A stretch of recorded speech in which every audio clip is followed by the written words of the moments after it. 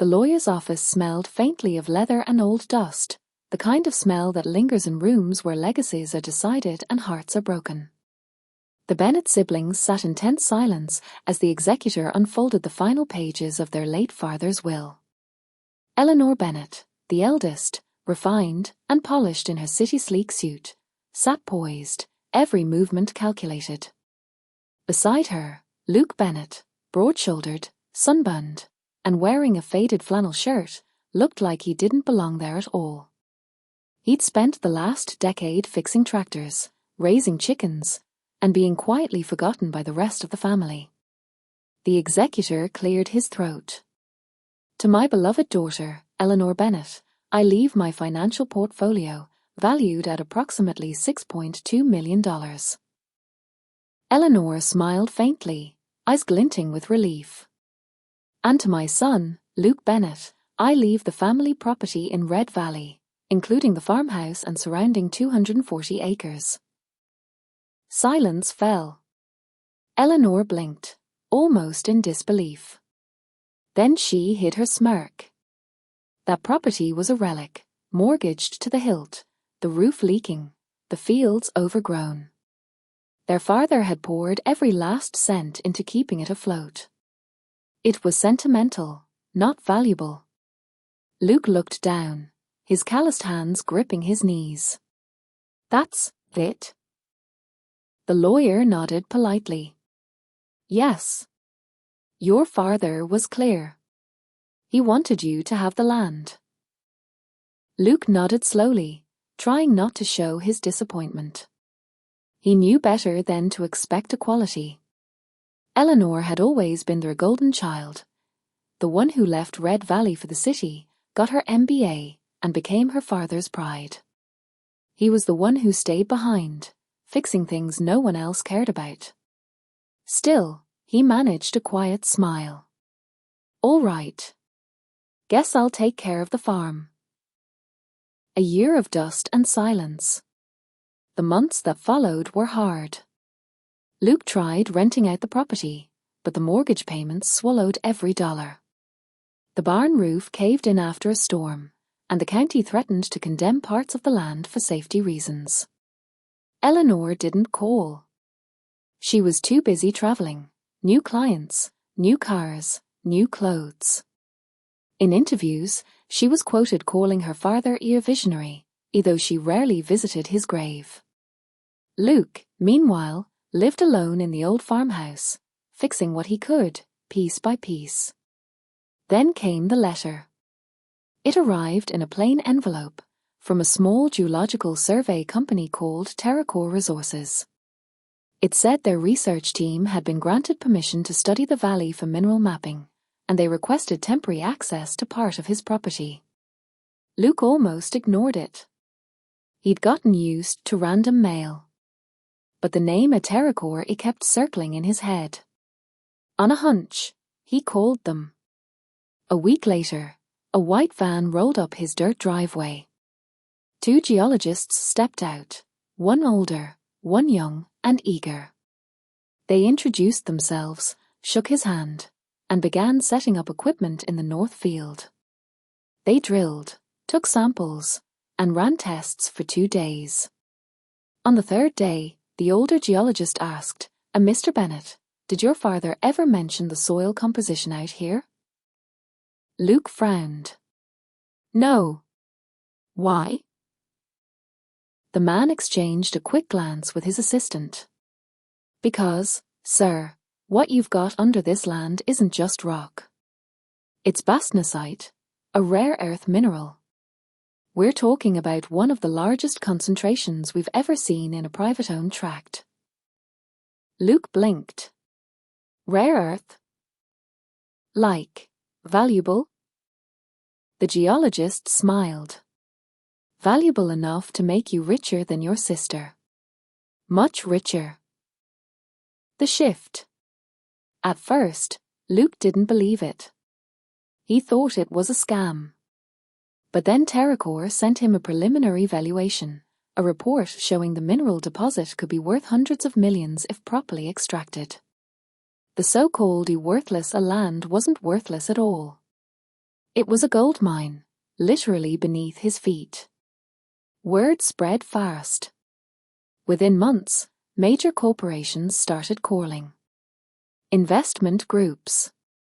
Environmental agencies. The county even sent inspectors to verify the findings. Eleanor heard about it, of course.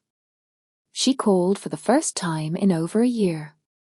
"Luke," as she said, her voice sugary sweet. "I heard some rumors about your property. You must be overwhelmed. Maybe I could help you manage the finances?" Luke chuckled softly. "I think I can handle it." "Luke, come on. You're not a businessman. You don't know how to deal with companies like this. They'd always trusted me with things like—" "Yeah," he interrupted. "He did. And look where that got me." For the first time, she was speechless. The deal. Luke spent months negotiating. He was patient, careful. He learned everything he could about mineral rights, royalties, and extraction. Eventually, he struck a deal with a reputable mining company that agreed to pay him a 12% royalty for 30 years, after cleanup and community reinvestment guarantees. He'd be set for life. But he wasn't interested in revenge, not at first. He just wanted peace. Still, peace is a hard thing to hold on to when the world starts whispering about you. The media picked up the story. A black sheep inherits billion-dollar farm. Reporters parked outside his gates. Eleanor's company's stock plummeted after her investors realized she'd mismanaged her father's trust funds. For Luke, justice came quietly. But Eleanor wasn't done. The lawsuit. 2 months later, Luke received a legal notice. Eleanor was contesting the will. She claimed their father had been mentally unfit when he signed it. That he'd been manipulated. That Luke had pressured him emotionally into leaving the property. It was absurd. But she had powerful lawyers. The case dragged on for a year. Eleanor sat in court with her head high, her confidence cracking only slightly when the judge reminded her that the will had been verified by multiple witnesses. Luke, sitting in his dusty jacket, didn't say much. But when it was his turn to speak, he simply said, "My father left her the money because she always chased it. He left me the land because he knew I'd stay true to it. Turns out, he knew what was buried deeper than both of us." The court ruled in Luke's favor. Eleanor's lawsuit collapsed under lack of evidence and financial misconduct. Her own firm's books revealed she'd used parts of her inheritance for questionable offshore investments. Her empire crumbled. The price of winning. When the dust settled, Luke became a local legend, a rags to riches, a story plastered across business magazines. But inside, he didn't feel like a winner. The land that had once felt peaceful now buzzed with the constant hum of mining machinery. The air smelled of oil and metal. The old farmhouse, his father's pride, had to be torn down for safety reasons. Eleanor, on the other hand, disappeared from the headlines. She sold her penthouse, lost her company, and moved somewhere quiet. Luke never heard from her again. One winter evening, years later, he drove out to what was left of the North Field. Snow covered the machines like graves. He stood there alone, staring at the horizon. A reporter had once called him the luckiest man in the valley. But as he looked around, Luke felt the emptiness crawl in. The money hadn't brought peace. The land was stripped. The family gone. In his pocket, he carried a small locket, the one his father used to keep on his desk. Inside was a faded note that read, "True worth isn't in what you take, but in what you build." Luke smiled sadly. "Guess you were right, Dad." He turned toward the house site, now just a patch of dirt under the snow, and whispered into the wind, "You left me the right thing after all." Asterisk in the end, the worthless land became priceless, and the golden child's fortune turned to dust. But no treasure comes without a cost. The mines took the soil, the machines took the quiet, and greed, as always, took what was left of the family. Some inherit money. Others inherit lessons. And sometimes, the worthless things are the ones worth keeping. Asterisk. If you enjoyed this story and love unraveling the dark corners of human greed, betrayal, and hidden truths, don't forget to subscribe to Grave Deeds. Every week, we bring you spine-chilling tales inspired by real mysteries, legal battles, and the haunting secrets people try to bury. Hit the notification bell so you never miss the next story that will keep you on the edge of your seat.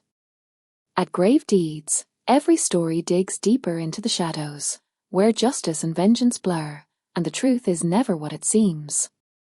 Join our growing community of mystery lovers, and be part of the thrill as we uncover the deeds people hoped would stay hidden forever. Subscribe now, and step with us into the darkness, where every grave deed has its price.